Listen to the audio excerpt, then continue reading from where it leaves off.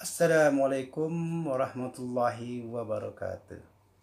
Jumpa lagi guys dengan saya Suyadi di channel terindah Suyadi Nards. Oke, ini sebuah kebahagiaan tersendiri. Saya bisa mengupload video lagi pada kali ini, video yang cukup singkat karena saya pun mengupload video ini tidak begitu sering, tidak menjadikan target sebagai sesuatu hal yang iseng-iseng, tetapi juga insya Allah mempunyai kontribusi untuk pemikiran, khususnya bagi para netizen yang menjadi subscriber channel terindah Suyadi Nards. Amanat reformasi yang keempat yaitu hapuskan korupsi, kolusi, dan nepotisme. Dan mungkin dari 6 amanat reformasi ini yang sangat sulit dihapuskan dari muka bumi Indonesia ini adalah korupsi, kolusi, dan nepotisme. Karena orang susah membedakan antara berbuat baik dengan nepotisme, berbuat baik dengan korupsi, menolong orang lain atau menolong saudara kita sendiri dengan nepotisme. Memang kita sangat sulit untuk membedakannya, karena tidak ada istilah ketika kita menjabat suatu jabatan yang sangat penting, kemudian melihat saudara kita, keluarga kita, keponakan kita, cucu kita, siapapun yang sedang menganggur, tidak punya pekerjaan, tidak mungkin kita biarkan mereka menganggur. Pasti kita berikan dia pekerjaan, meskipun mungkin tidak terasa bahwa itu adalah sebuah nepotisme untuk sebuah pekerjaan. Kolusi juga ada, keluarga, tetangga, siapapun yang merasa kita sebagai orang penting diminta pertolongannya untuk membantu keluarganya dan memberikan sejumlah rupiah atau sejumlah bentuk benda lainnya yang dianggap sebagai satu gratifikasi dan menjadi hal yang lumrah juga ketika orang yang sudah ditolong kemudian mereka memberikan sesuatu sebagai rasa terima kasih, dan ini merupakan suatu kolusi juga. Dan untuk Indonesia mungkin korupsi, kolusi, dan nepotisme ini sangat melekat dengan budaya orang Indonesia yang ramah tamah, baik hati, dan suka menolong orang lain. Karena di dalam sifat baik hati, suka menolong orang lain, dan tepo seliro dan lain sebagainya ini sangat susah untuk dipisahkan dengan korupsi, kolusi, dan nepotisme. Dan mungkin ini yang menjadi tugas besar bagi pemerintahan selanjutnya untuk bisa menghapuskan KKN sebagai amanat, sebagai salah satu amanat reformasi 1998. Oke, kita teruskan kepada yang amanat reformasi yang kelima, otonomi daerah seluas-luasnya. Ya, meskipun di awal ketika Pak Soeharto masih memimpin dulu, beliau mengatakan bahwa otonomi daerah seluas-luasnya itu hanya akan menciptakan raja-raja kecil di daerah masing-masing. Akan tetapi begitu reformasi digulirkan, ini merupakan satu amanat, dan apa yang terjadi memang benar terjadi, bahwa dengan otonomi daerah yang seluas-luasnya ini artinya tingkat korupsi yang dulu hanya dikuasai rezim Pak Soeharto dan kroni-kroninya sekitar 1 sampai dengan 2% saja orang koruptor di Indonesia. Begitu otonomi daerah dilaksanakan, maka menggelontorlah sampai ke daerah-daerah korupsi, kolusi, dan nepotisme sampai kepada tingkat pemerintahan daerah tingkat 7 atau RT. Jadi dengan otonomi daerah yang seluas-luasnya ini sebenarnya kita bangsa Indonesia mendelegasikan atau menyebarluaskan KKN ke seantero negeri. Dan perlu kita pikirkan lagi, kalau otonomi daerah ini hanya menimbulkan korupsi, kolusi, dan nepotisme, mementingkan kelompok-kelompok diri mereka masing-masing, atau mendeklarasikan keluarga mereka masing-masing untuk menjadi penguasa tunggal di daerahnya masing-masing, ini perlu kita desain ulang bentuk daripada reformasi amanat reformasi yang kelima ini, itu otonomi daerah sebesar-besarnya. Dan dari awal 98 alhamdulillah kita dari sisi provinsi kita bertambah dari 27 sekarang menjadi 34. Suatu ironi yang luar biasa, dari 27 termasuk Timor Leste, dan alhamdulillah begitu reformasi bergulir, Timor Leste memisahkan diri. Seharusnya tinggal 26 provinsi, ternyata bisa menjadi 34 provinsi. Ini suatu ironi, bukan menambah daerah, tapi daerah yang ada dipecah-pecah dengan alasan otonomi daerah seluas-luasnya. Dan otonomi daerah seluas-luas inilah telah mampu menciptakan raja-raja kecil di daerah masing-masing. Dahulu di awal bapaknya menjadi bupati, menjadi wali kota, ataupun menjadi gubernur di provinsi tersebut. Sekarang setelah 20 tahun reformasi bergulir, ternyata masih keluarga orang-orang itu yang memimpin daerah-daerah tersebut, karena merasa mereka paling beruang atau paling kaya di daerahnya, dan mereka paling berkuasa di daerahnya. Sehingga ketika bapaknya sudah 2 kali menjadi gubernur, maka diteruskan oleh istrinya, ataupun oleh anaknya, ataupun oleh cucunya, sampai dengan saat ini. Inilah yang dikhawatirkan Pak Harto dulu, dengan otonomi daerah telah menciptakan raja-raja kecil sampai dengan saat ini.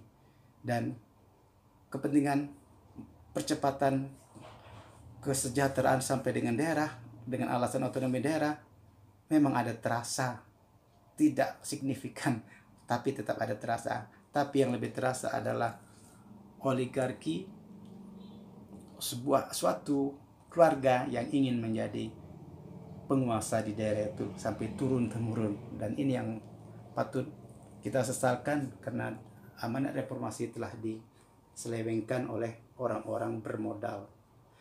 Baiklah, yang amanat reformasi yang ke-6 itu tegakkan supremasi hukum. Nah ini, tegakkan supremasi hukum. Hukum sangat disayangkan sekali.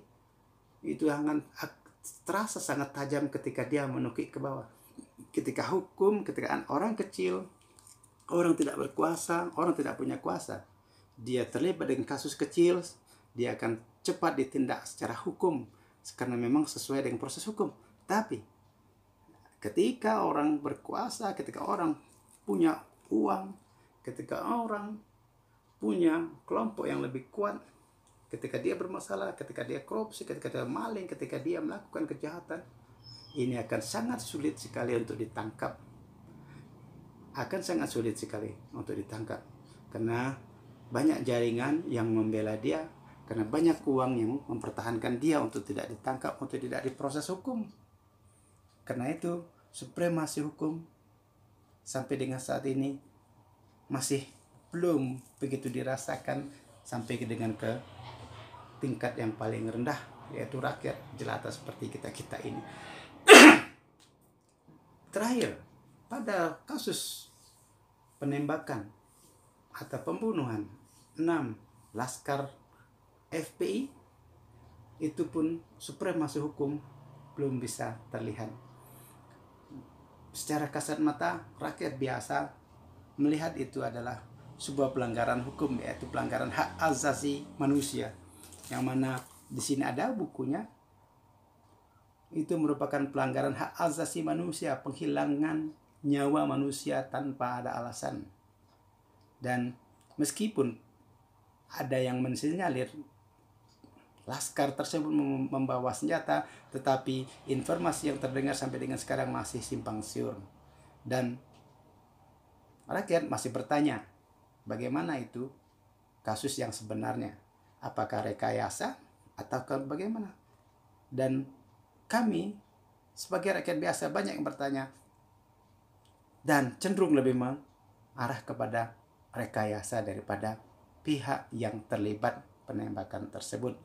Tapi perlu diproses secara hukum, karena kita belum mengetahui secara detail bukti hukum yang bagaimana yang akan direalisasikan, apakah nanti hasilnya dapat dipercaya oleh masyarakat apa tidak, kita lihat nanti bagaimana hasilnya. Karena salah satu amanat reformasi itu tegakkan supremasi hukum.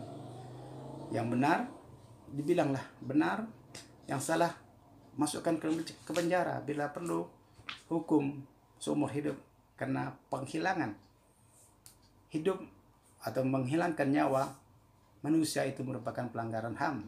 Bukan hanya hukum yang dilanggar oleh pihak yang melakukan pembunuhan tersebut, akan tetapi menghilangkan nyawa itu merupakan pelanggaran hak asasi manusia yang kita sama-sama dukung, yang juga menjadi amanat reformasi, yang juga menjadi supremasi dunia untuk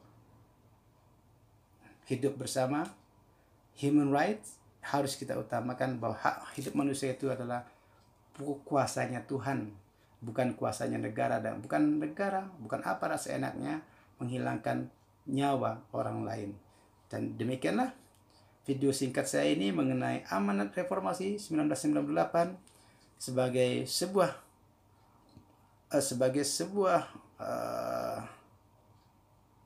evaluasi terhadap perkembangan reformasi di Indonesia, terhadap penegakan hukum, terhadap 6 amanat reformasi 1998 yang diimplementasikan oleh pemerintah kita saat ini. Dan perlu sebagai catatan di sini bahwa sejak tahun 2016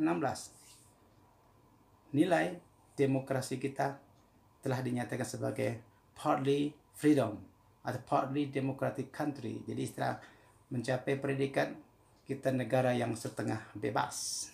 Kebebasan sudah dibatasi oleh berbagai undang-undang.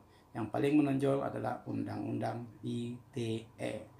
Semoga bangsa ini ke depannya tidak melupakan sejarah bangsanya, bagaimana kita bisa berada sampai dengan saat ini, merupakan perjuangan orang-orang terdahulu kita. Kita berhasil memasuki dunia reformasi, negara demokratik seperti ini, karena ada perjuangan elemen masyarakat 1998. Akan tetapi amanat yang disampaikan belum mampu direalisasikan, khususnya bagi para pemegang kekuasaan dan aparat-aparat keamanan serta aparat yang mengolah negeri ini, yang mempunyai kuasa untuk mengelola negeri ini. Mari kita kembalikan amanat reformasi ini secara benar dan secara betul. Semua harus berdasarkan apa yang telah diembankan oleh negeri ini kepada pemegang kekuasaan. Ketika Anda berkuasa, bahwa Anda milik negeri, bahwa Anda punya rakyat, bukan pekerja partai, apalagi budaknya partai. Anda terpilih, oke, Anda diusung oleh partai, Anda dimajukan oleh partai. Tapi ketika Anda menjabat, Anda milik masyarakat, Anda milik rakyat. Anda bukan pekerja partai, Anda bukan budak partai, Anda bukan tuyulnya partai yang harus mengumpulkan pundi-pundi uang untuk kemajuan partai. Demikianlah, semoga video singkat ini bisa bermanfaat untuk kita semua, untuk kebaikan negeri, untuk kebaikan kita semua. Dan wassalamualaikum warahmatullahi wabarakatuh. Tetaplah di channel terindah Suyadi Notes. Jangan lupa untuk selalu tinggalkan like, komen, share kepada kawan-kawan kita yang ada di grup-grup WhatsApp kita, di Twitter kita, atau di grup apapun. Bantu sebarkan. Dan jangan lupa untuk subscribe di channel terindah Suyadi Notes. Thank you for watching.